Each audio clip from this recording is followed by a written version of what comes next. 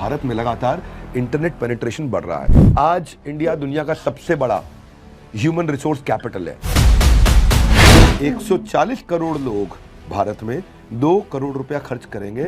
Market opportunity कितनी बड़ी है, भारत में पॉपुलेशन का बेनिफिट भी बहुत है। आज 192 देशों में हम 5वीं सबसे बड़ी इकोनॉमी है, यानी कि हमने 187 देशों को पीछे भी तो किया है। क्या हुआ, पाकिस्तान खत्म, नेपाल खत्म, बांग्लादेश खत्म, श्रीलंका खत्म, साउथ एशिया में तो हम सबसे मजबूत हैं। नमस्कार, आप देख रहे हैं बिज तक और मैं हूं आपके साथ डॉक्टर तन्वी सिन्हा। आज हमारे साथ एक खास मेहमान जुड़े हैं। हमारे साथ है doctor Vivek Bindra, founder and CEO of बड़ा बिजनेस। वो बहुत ही पॉपुलर मोटिवेशनल स्पीकर है, साथ ही उन्होंने 10 से ज्यादा वर्ल्ड रिकॉर्ड बनाए हैं। बहुत बहुत स्वागत है डॉक्टर विवेक जी हमारे प्लेटफॉर्म पर आपका। धन्यवाद, थैंक यू तन्वी देवी।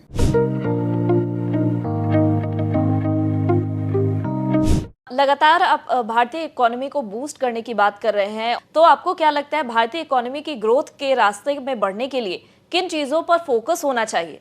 पहले भारत को समझो, भारत जो है ना बहुत तेज ग्रोथ पे लगा हुआ है। इस समय सेकंड लार्जेस्ट इंटरनेट प्रेजेंस है इंडिया के अंदर जी। तन्वी, 3 नए भारतीय हर सेकंड में इंटरनेट ज्वाइन कर रहे हैं। हर सेकंड मतलब हर क्षण, हर पल 3 नए भारतीय इंटरनेट ज्वाइन कर रहे हैं और उन 3 में से 2 गांव से आते हैं। 11% दुनिया की पॉपुलेशन हमारे गांव में रहती है जो इंटरनेट पे आ रही है। एक कितना फर्क आने वाला आप समझ लीजिए। जितनी देर में मैंने ये बात करी है ना, उतनी देर में अब तक लगभग 12 लोग इंटरनेट में और आ गए हैं। अब मैंने इतनी बात आपसे बोली, 3 लोग इंटरनेट और ज्वाइन कर गए हैं और इतना बोलने पे फिर 3 ज्वाइन कर गए। यानी कि भारत में लगातार इंटरनेट पेनिट्रेशन बढ़ रहा है। और इंडिया में दूसरी चीज समझिए, ह्यूमन रिसोर्स में आज इंडिया दुनिया का सबसे बड़ा ह्यूमन रिसोर्स कैपिटल है, यानी कि सबसे ज्यादा मैन पावर है। और जब तक भारत 100 साल का होने वाला है, 1947 से 2047, जब भारत 100 साल का हो जाएगा, दुनिया का 21% मैन पावर भारत में होगा। तो अगर इतनी बड़ी मैन पावर है और इंटरनेट पेनिट्रेशन है तो इनको स्किल चाहिए, और स्किल है तो फिर क्या मुश्किल है, बस इनको काम करने लायक बना दे। और दूसरा, और फॉरेन इन्वेस्टर्स और फॉरेन बिजनेसेस को इंडियन पॉलिसीज को प्रोटेक्ट करते हुए, इंडियन बिजनेस को प्रोटेक्ट करते हुए दुनिया भर से पैसा और बिजनेस यहाँ आए, फट से इकोनॉमी ग्रो करेगी। अगर ये मैन पावर रेडी हो गई हमारी तो इस मैन पावर की रेडीनेस पे काम करना चाहिए और दुनिया भर के बिजनेस को लाना चाहिए। जैसे आईएमएफ और दूसरी संस्थाएं हैं, वो भारत पर काफी विश्वास जता रही हैं। क्या आपको लगता है उसी तेजी से विश्व पटल पर वो अपना नाम दर्ज करा पाएगी? भारत क्यों नहीं करा पाएगा? भारत तो विश्व पटल पर नाम दर्ज करा चुका है।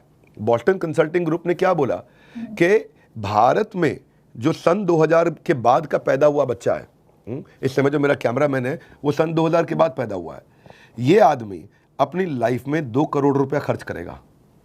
आप समझ रहे हैं मेरी बात को? यानी कि 140 करोड़ लोग भारत में 2 करोड़ रुपया खर्च करेंगे, ये 2800 लाख करोड़ से ज्यादा। तो आप मार्केट अपॉर्चुनिटी कितनी बड़ी है, भारत में पॉपुलेशन का बेनिफिट भी बहुत है। आज 192 देशों में हम 5वीं सबसे बड़ी इकोनॉमी है, यानी कि हमने 187 देशों को पीछे भी तो किया है।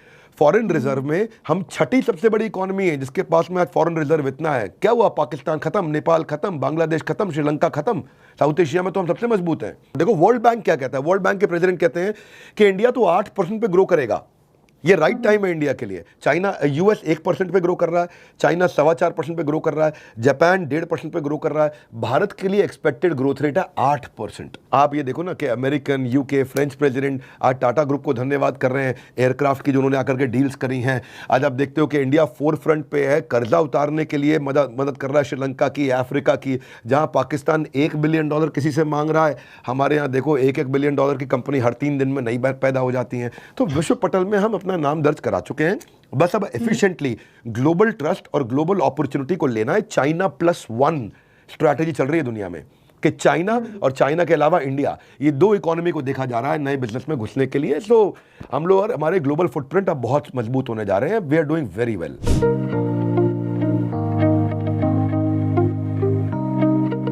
भारत के पोटेंशियल का सभी लोहा मान रहे हैं। अब धीरे धीरे लोगों का बिजनेस के प्रति भी रुझान बढ़ रहा है। आप बिजनेस या स्टार्टअप कल्चर को लेकर क्या कहना चाहेंगे? बिजनेस स्टार्टअप कल्चर को लेकर मैं कहूंगा कि इंडियन स्टार्टअप इकोसिस्टम दुनिया का तीसरा सबसे बड़ा है। 77,000 स्टार्टअप हमारे यहाँ रजिस्टर हो चुके हैं। $400 बिलियन की इनकी वैल्यूएशन है।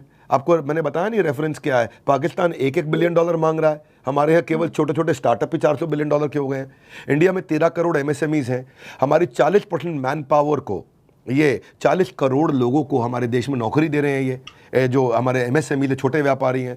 तो इस समय इंडियन जीडीपी का 2/3 डोमेस्टिक डिमांड यहीं से ही कंज्यूमर, इंडिया बहुत बड़ा खुद का कंज्यूमर भी है। तो जितने ज़्यादा एंटरप्रेन्योर आएंगे हमारा ग्लोबल डोमिनेंस उतना ज़्यादा बढ़ेगा। आप ये चाहूँगा कि जब भी कोई स्टार्टअप इकोसिस्टम में काम करने आता है तो उसको ग्रोथ एट एनी कॉस्ट नहीं करना चाहिए, उसको टॉप लाइन यानी रेवेन्यू, बॉटम लाइन यानी प्रॉफिट, इन दोनों पे ध्यान रखना चाहिए।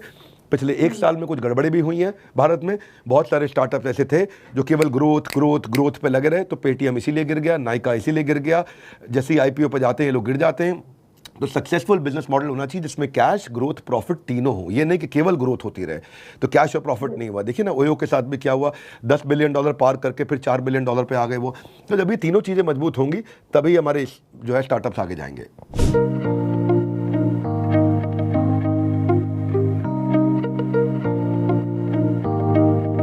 विवेक जी, अगर कोई नए बिजनेस की शुरुआत करना चाहता है उसे किन बातों का ख्याल रखना चाहिए आपके अनुसार, और एक बिजनेस को ग्रो करने के लिए आपका मंत्र क्या होगा?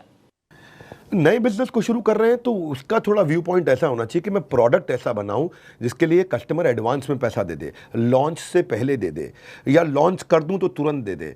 ऐसा माल ना बनाना शुरू कर दूं जिसका पैसा 3 महीने 6 महीने बाद आए माल बेचने के। तो पहला इस प्रश्न का उत्तर होना चाहिए आपके पास में, कस्टमर का इंटरेस्ट होगा तभी बिजनेस में आपकी ग्रोथ आएगी।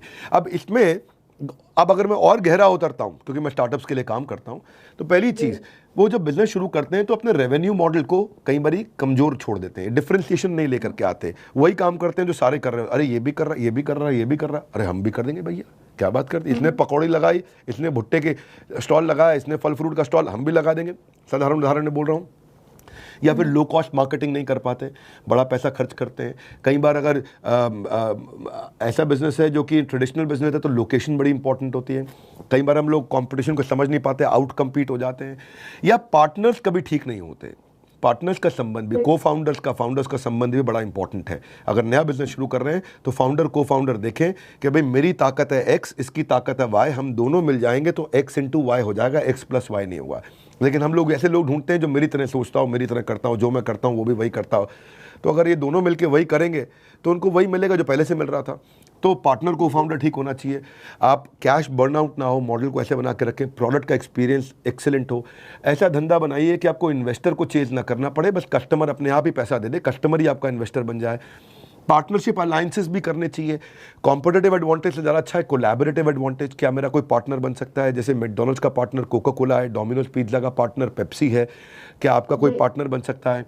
इसके अलावा बीसी बिजनेस में घुसिए जहाँ पैशन है, पैशन और पैसे में पैशन को ऊपर रखिए। ये देखिए कि मैं टारगेटिंग पोजीशनिंग ठीक करूं, कर्जे के धंधे में ना चले जाऊं, प्रॉफिट और कैश फ्लो ठीक हो, मेरा फोकस बना रहे। अगर मैं ट्रेडिशनल बिजनेस में हूं तो इन्वेंट्री मेरी ब्लॉक नहीं होनी चाहिए। ये कुछ चीज़ें हैं जो मैंने बताई हैं। अगर ये व्यूअर देख रहे हैं तो इनको वीडियो को घुमा के भी देखना चाहिए। इनफैक्ट मैं आपको एक और सजेशन दूंगा, आप जब ये वीडियो पब्लिश करेंगे या मैं पब्लिश करता हूँ तो मैं नीचे एक लिंक दूंगा। अगर किसी ने नया बिजनेस शुरू करना है तो उस लिंक पर जाइए। मैं एक फ्री वेबिनार करने जा रहा हूँ नया बिजनेस शुरू करवाने के लिए। संडे के दिन ये वेबिनार करूंगा और इस वेबिनार में मैं साथ में आपको सेल्स मार्केटिंग का फ्री कोर्स तो दे ही रहा हूं, लेकिन इस फ्री वेबिनार के माध्यम से मैं कई सारे लोगों को मुफ्त में नया बिजनेस शुरू करने की कुछ स्ट्रैटेजीज देने वाला हूं। एक फ्री वेबिनार भी करूं तो आपके माध्यम से ये खुशखबरी भी चली जाए। जी बिल्कुल डॉक्टर बिंद्रा, आपसे तो सीखने के लिए हमारे पास बहुत कुछ है, क्योंकि आप लगातार बिजनेस और स्टार्टअप से जुड़े लोगों को मेंटर भी करते रहे हैं। ऐसे में ये वक्त तो बहुत ही कम है आपसे इन सब चीज़ों के बारे में सीखने और जानने का। बिजनेस और स्टार्टअप को लेकर भी हमें गाइड किया, उसके लिए आपका बहुत बहुत शुक्रिया। धन्यवाद।